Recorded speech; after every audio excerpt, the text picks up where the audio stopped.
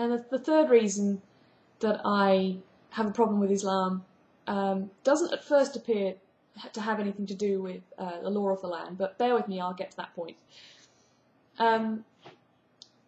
I remember seeing a few years ago in the news a gentleman by the name, not very gentleman actually, by the name of Abu Hamza, and he spouted an awful lot of hate-fueled crap using the fact that he couldn't get prosecuted under free speech law to essentially preach hate against non-Muslims. And he said some pretty awful things, which didn't really bother me in themselves. I mean, I just thought he was a bit of a nut job, to be quite honest with you. But what did bother me is that I hardly saw any moderate Muslims speaking out against this guy. Now, if I belonged to some kind of socio-economic social group, I don't belong to a religion, so it's difficult for me to equate myself with this, but if I did belong to some social group similar to Islam or any other religion or anything like that, and somebody said, from that group said, well, you know, our belief system or our creed or whatever clearly states that you guys all suck and we rock and you're all horrible and you should all die because you don't think the way we do and all that sort of thing, and said some really horrible things and incited hatred against people that didn't think the same way I thought or us as a group thought, I'd be really upset. And I'd say, hang on a minute, you don't speak for the rest of us. You are an extremist and you're distorting what we think and what we say. I didn't see any of that from large groups of Muslims regarding Abu Hamza. I saw one or two individuals hopping onto the news for a short time saying, this is not what Muslims really believe, I think you'll find. I didn't see any Muslim faces among the protesters who were trying to counteract him. I saw lots of Muslim faces in the group supporting him. Didn't really see very many people saying, well, we are moderate Muslims for peaceful Islam or anything like that. And it may be that it was underreported. That's something I perfectly well accept. But there's a girl I know who she's the fiancée of a friend of my husband's, and I've met her a few times. You know, she's a nice enough girl. I quite like her. But she's a Muslim and she doesn't seem to speak out against a lot of this extremist stuff. She speaks out very vociferously when people try to restrict some of these special exemptions that I've mentioned before, like she was very upset when the headscarf in France discussion came up, you know, oh, women aren't going to be allowed to wear headscarves and they're not going to be allowed to wear the full face veil and, you know, they can't do this.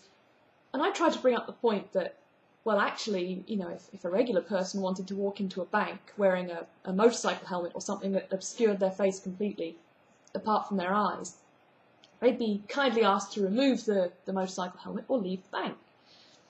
And yet Muslims expect to be able to take that exact same law and completely circumvent it. I said, you can't do that. The way a bank operates, you need to be able to see that person's face, because otherwise how are you going to know if they're going to hold up the bank or not? It's not the way Western society works. It might work that way in Saudi Arabia or whatever, but it doesn't work that way here. And you can't have some kind of two-tier system. It's just not practical. You can't do that. So either they're going to have to leave the bank or take the veil off. I mean, it's quite a simple choice, really. And, you know, she got quite angry about that. So she does get vociferous about certain issues relating to Muslims and Islam. But you never hear her say, well, you know, all this extremist terrorist stuff, it's got nothing to do with me. It's got nothing to do with us. It's got nothing to do with the Quran or anything like that. It's nothing to, it's awful. You know. I don't think that this is justified by any of the scriptures. I don't think it's in there at all. I don't believe that's the way it was supposed to be interpreted. You don't hear any of that from her. And I've never really heard that from any Muslims. And the few that are doing it, they're just not enough. They're not great enough in number.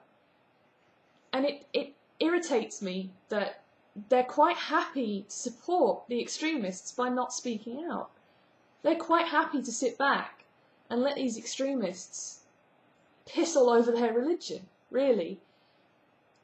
And, you know, I understand that it is in the books that it is quite a violent, you know, set of laws if you actually read it. And there's a lot of subjugation of women and a lot of violence, but there's a lot of subjugation of women and a lot of violence in the Bible, and yet most Christians are not the violent extremist type.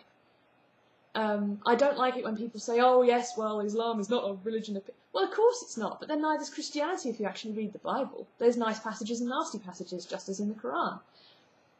But the problem is, there are plenty of Christians, moderate Christians, who will say, well, this is misinterpreted and blah, blah, blah. And yeah, okay, I think they're being a bit ridiculous, and I think they are backpedaling, and I think they are tying themselves in knots trying to justify horrible, horrible passages. But I don't see Muslims doing the same thing. I don't see Muslims saying, well, you know, this is horrendously misinterpreted, and this is just, you know, and trying to justify it. They just kind of ignore it and let the extremists do their thing.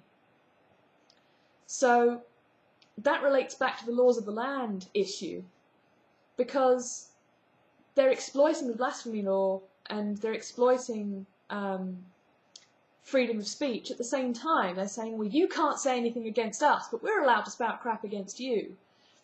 And in the name of tolerance, we let them get away with it. And it just seems insane. Anyway, I will see you folks next time. Thank you for watching. Comment, rate, subscribe, and peace out. Cheers.